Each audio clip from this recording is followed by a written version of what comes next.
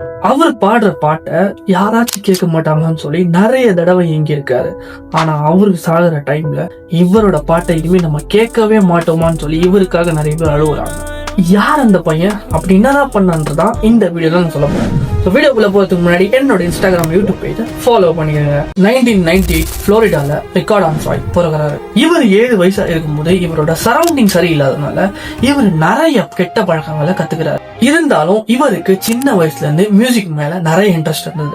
அவரே ஓனா லிரிக்ஸ் எழுதி பாடுவாராம். பட் அவருக்கு அந்த டைம்ல இருந்த கெட்ட நண்பர்கள்னால கெட்ட காரியங்கள்ல ஈடுபட்டு சின்ன வயசுலயே சீர்திருத்த பள்ளியில தள்ளப்படுறாரு.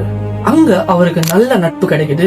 அவங்க 2 பேரும் வெளியில வந்து நிறைய மியூசிக் பண்றாங்க. 2014 அப்போ 2 பேருமே சேர்ந்து வைஸ் சிட்டின்னு ஒரு பாட்டை யூடியூப்ல ரிலீஸ் பண்றாங்க.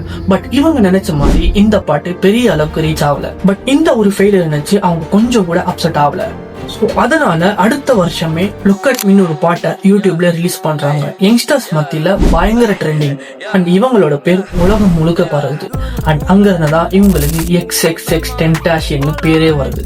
அதுக்கப்புறம் இவங்க பாடின பாடல்கள் ஹிட் மேல ஹிட் கொடுக்குது. 2018ல இவரை ராபரி பண்ண வந்த 3 பேர் இவரை ஷூட் பண்ணி கொண்டுறாங்க. என்னதான் 21 வயசுல அவர் இறந்து இருந்தாலும் அவரோட வரிகள் மூலமா அவர் உயிரோட தான் இருக்காரு. இந்த வீடியோவை உங்க ஃப்ரெண்ட்ஸ்க்கு ஷேர் பண்ணுங்க. அவங்களும் இதை பத்தி தெரிஞ்சுப்பாங்க.